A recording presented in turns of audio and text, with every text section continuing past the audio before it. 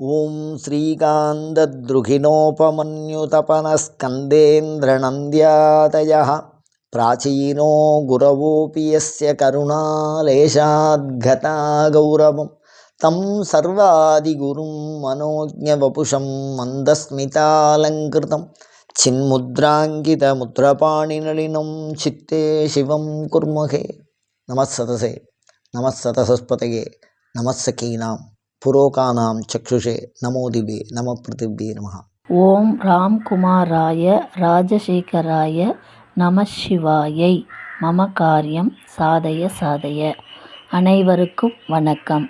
அடியேன் கேஎஸ்வி சிவாகம பாடசாலையின் தலைமை பொறுப்பாளராக பணி செய்ய குருவருளும் திருவருளும் வாய்ப்பளித்திருக்கிறது. அபிராமி பட்டருக்கு அபிராமி அருள் செய்த தை அமாவாசை திருநாளை முன்னிட்டு அபிராமி சமயம் நன்றே எனும் தலைப்பில் சிறப்பு தொடர் சொற்பொழிவு நடைபெற உள்ளது. அபிராமி சமயம் என்னும் நூல் வெளியீடு மக்கள் மத்தியில் மிகச்சிறந்த வரவேற்பை பெற்றதைத் தொடர்ந்து அதன் அடுத்த கட்டமாக இச்சிறப்பு தொடர் சொற்பொழிவு திட்டமிடப்பட்டுள்ளது. இச்சொற்பொழிவுகள் கேஎஸ்வி பாடசாலை யூடியூப் சேனலில் பதிவேற்றம் செய்யப்படும். யூடியூப் லிங்க் பெறவும் அபிராமி சமயம் குறித்து மேலும் அறிந்து கொள்ளவும் எங்களின் அபிராமி பட்டரின் அந்தாதி குடில் என்ற வாட்ஸ்அப் குழுவில் இணைந்து கொள்ளுங்கள். ஓம் ராம்குமாராய ராஜசேகராய நம சிவாயை. மம காரியம் சாதய சாதய. நன்றி. எல்லாம் வல்ல இறைவனுடைய பெருங்கருணையினாலே அபிராமி பட்டருக்கு அபிராமி அருள் செய்த தையம்மாவாசை நாளை முன்னிட்டு அபிராமி சமயம் நன்றே என்னும் தலைப்பிலே சிறப்பு தொடர் சொற்பொழிவு நிகழ்ச்சியில் உங்களை சந்திப்பதில் பெருமகிழ்ச்சி அடைகிறேன். இன்றைய தினம் நாம் சிந்திக்க இருக்கின்றது அபிராமி அந்தாதியினுடைய வரி. பிணிக்கு மருந்தே அமரர் பெரு விருந்தே அப்படின்னு எடுத்துட்டுருக்கோம். இந்த பிணி அப்படிங்கிற வார்த்தையை அபிராமி பட்டர் 4 விதமான பொருளிலே பயன்படுத்துகிறார். அது என்ன 4 அப்படின்னா, நம்ம எல்லாருக்கும் தெரிஞ்ச பிணிங்கிறது என்னென்னா உடலுக்கு மாத்திரம் வர்ற பிணி. தலைவலி பல்லு வலி அந்த மாதிரி ஏதோ ஒன்று சொல்கிறோம். ஒவ்வொருத்தருக்கும் ஒவ்வொரு உடம்புக்கு தகுந்த மாதிரி வியாதி வர்றது, அந்த பிணின்னு சொல்கிறார். அதே உள்ளத்துக்கு பிணி அப்படின்னு சொல்கிறோம். ஆயுர்வேதம் மிக அழகாக பேசுகிறது. என்ன பேசுகிறது அப்படின்னா, உடலுக்கு வைத்தியம் வேறு, உள்ளத்துக்கு வைத்தியம் வேறு. இந்த உள்ள வைத்தியம்ங்கிறது பைத்தியம் அப்படின்னு சொல்கிறாங்கல்ல, அந்த மாதிரி. மனநிலை சரியில்லாதவர்கள், மன வளர்ச்சி இல்லாதவர்கள், அந்த மாதிரி சொல்கிறார். அது சரி, அறிவுக்கு பிணி இருக்கா அப்படின்னு கேட்கலாம். அறிவுக்கு பிணி இருக்கிறது. காரணம்னா அறியாமையே ஒரு பிணி. உலகத்திலேயே கல்லாமை கற்ற அப்படின்னு சொல்கிறார். தவறை சரியென்றும் சரியை தவறென்றும் புரிந்து கொள்ளுகிற பண்பு, அதுதான் அறிவுக்கு பிணி. எது நல்லதோ அதை கெட்டதுன்னு புரிஞ்சுக்கிறோம், எது கெட்டதோ அது நல்லதுன்னு புரிஞ்சுக்கிறோம். அதை விட குடும்ப உலகத்தில் வேறு எதுவுமே கிடையாது. ஏன்னா அறிவின்படி தான் நாம் நடப்போம். அப்போ என்ன ஆகும்? பெரிய பிரச்சனை ஆகிடும். அதனால் அறிவு அதை மாதிரி அறியாமையாகிற பிணின்னு சொல்கிறார். சரியாக புரிந்து கொள்வது. அதுக்கப்புறம் ஆன்மாவுக்கு பிணி இருக்கான்னா பவரோக வைத்தியநாதர்னு மாயவரம் பக்கத்தில் வைத்தீஸ்வரன் கோயில்னு ஒரு சாமி, அந்த சாமியோட பேர் இது பவரோக வைத்தியநாதன். பவரோகம்னா என்னன்னா, ஆன்மா பிறந்து பிறந்து பிறந்து இறக்கும். அது ஒரு பெரிய வியாதி, பிறவி பிணி. அபிராமர் சொல்றாரு, ததியுரு மத்தில் சுழலும் என் ஆவி. இந்த தயிர் பானையில் மோரை ஊற்றி அதை மத்து நடுப்புறம் இட்டு இப்படி கடைவாங்க முன்னும் பின்னுமாக. அது பேர் சிலுப்புறதுன்னு சொல்லுவாள். அப்படி கடையும் போது இந்த மோரானது இந்த கடைசிக்கு அந்த கடைசிக்கும் போயிட்டு வரும். அதுலேருந்து வெண்ணெய் வரும். இப்போ இந்த கடைசிக்கு அந்த கடைசி பிறவி மரணம், பிறவி மரணம், மரணம் பிறவி இரண்டும் எய்தார். ரொம்ப அழகாக சொல்லுவார். அப்போ மரணம் பிறவி. அந்த மாதிரி எடுத்து எடுத்து ஆன்மா பிணிக்கு உள்ளாகிறது. இந்த 4 வகை பிணியையும் தீர்த்து விடுகிற மருந்து அம்பாள். அதெல்லாம் பிணிக்கு மருந்தேன்னு சொன்னார். அதுக்கு அடுத்த வார்த்தை சொல்றார் பாருங்க, ஆன்ம பிணிக்கு மருந்துன்னு எப்படி நீங்க சொல்றேள் அப்படின்னா, என்னாவி தளர்வு விழதோர் கதியுருவண்ணம், ஆன்மாவுக்கு பிணி மருந்து அப்படிதானே. அதே மாதிரி ஆசைக்கடலுள் அகப்பட்டு அருளற்ற அந்தகன் கை பாசத்தில் அல்லற்பட இருந்தேனே, உள்ளத்திற்கு ஆசை பிணி. மிக அழகாக பேசுகிறார். அது மாதிரி அறிவுக்கு பிணி மறந்து விடுகிறது. வல்லபம் ஒன்று அறியேன் சிறியேன் அப்படிங்கிறார். அந்த அறிவுக்கு பிணி, அந்த அறிவு பிணியை நீக்கி விடுகிறாள் அம்பாள்.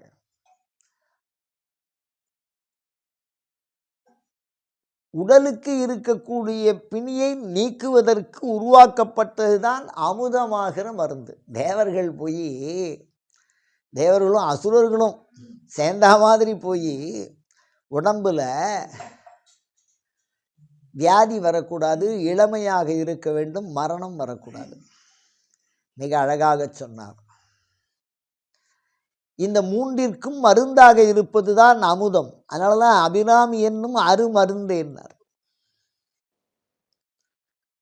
அப்போ உடலுக்கு வியாதி வரக்கூடாது, எப்பொழுதும் இளமையாக இருக்க வேண்டும், மரணம் வரக்கூடாது என்பதற்கு உண்டான மருந்தாகவே அபிராமியில் அமிர்தமாக சிவபெருமான்.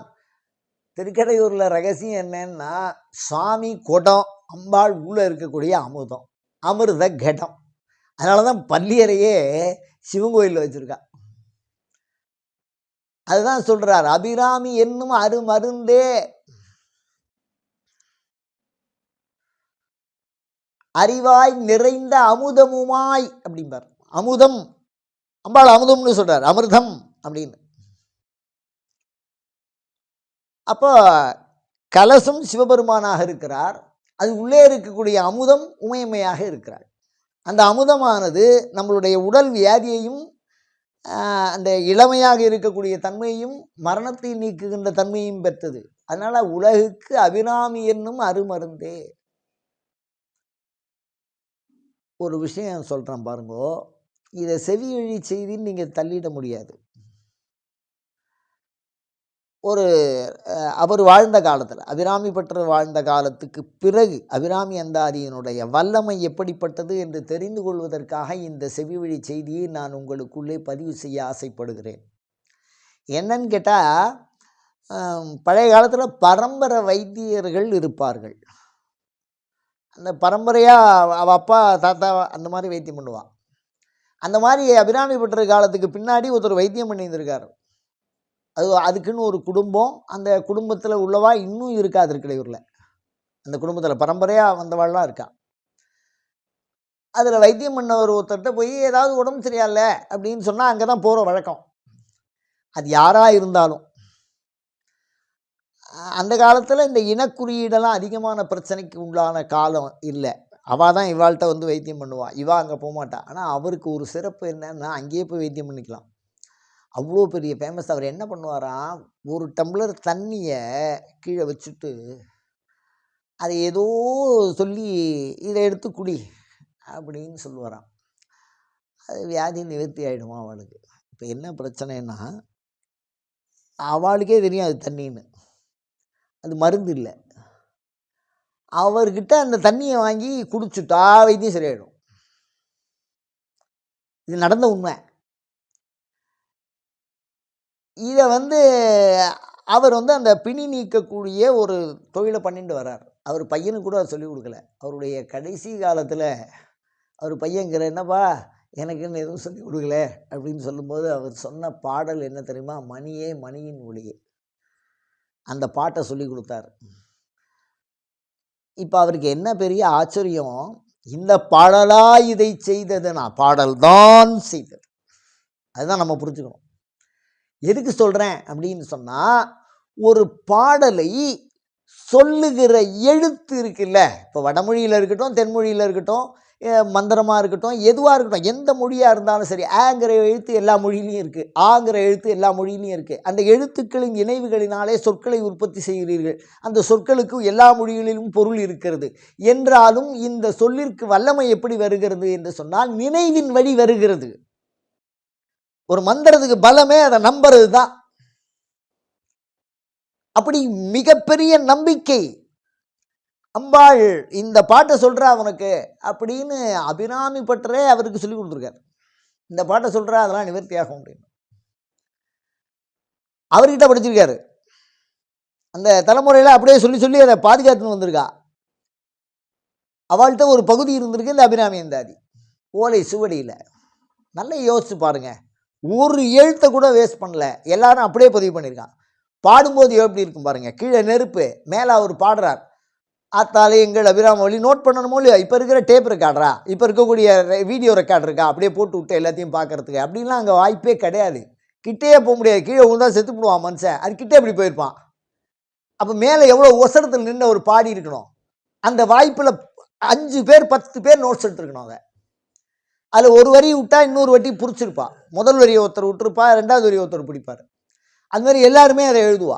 அதில் விட்டால் அதுக்கப்புறம் ஒரு ஒரிஜினல் காப்பி உண்டு பண்ணி அதுக்கப்புறம் ஓலைச்சுவடியில் பண்ணி அப்படியே வரும் நமக்கு கிடச்சிருக்கிறது. அவ்வளவு விரைவாக அந்த பாடலை பாடி, இது அம்பாளே சொன்ன வாக்கு. அப்படி தானே அபிராமி இருந்தாலும் மேல் நிற்பு மேல்னு பாடுறார். அம்பாள் தானே அதுக்கு சத்தியம், தன்னுடைய தடங்கத்தை நிலவாக்குற இல்லையோ. எதுக்கு இதை சொல்கிறேன் அப்படின்னு சொன்னால், பிணிக்கு மருந்தே அமரர் பெரு விருந்தேன்னு சொல்கிறார். இந்த ஒரு பாடல் போரும், அதுக்கு மேலே வேறு எதுவுமே வேண்டாம் அப்படின்னு நீங்கள் நம்பிக்கையாக நீங்கள் பாராயணம் பண்ணிட்டு வாங்கோ.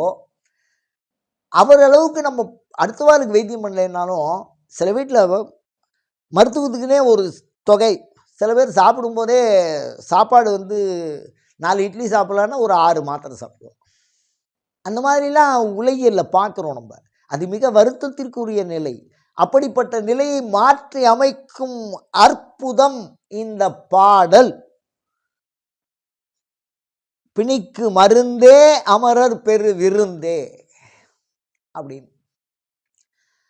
அதில் பெரிய விஷயம் என்னன்னு பாருங்க, என்னென்ன விருந்தாக வேலை மருந்தானதை நல்கும் மெல்லியலை. பரமசிவனே இருந்தாலும் அவர் விஷத்தையே குடித்தாலும் அந்த விஷத்தையே மறக்கழிக்கிறதுக்கு மருந்தா இருந்தவ அம்பாள். விருந்தாக வேலை மருந்தானதை நல்கும் மருந்தி.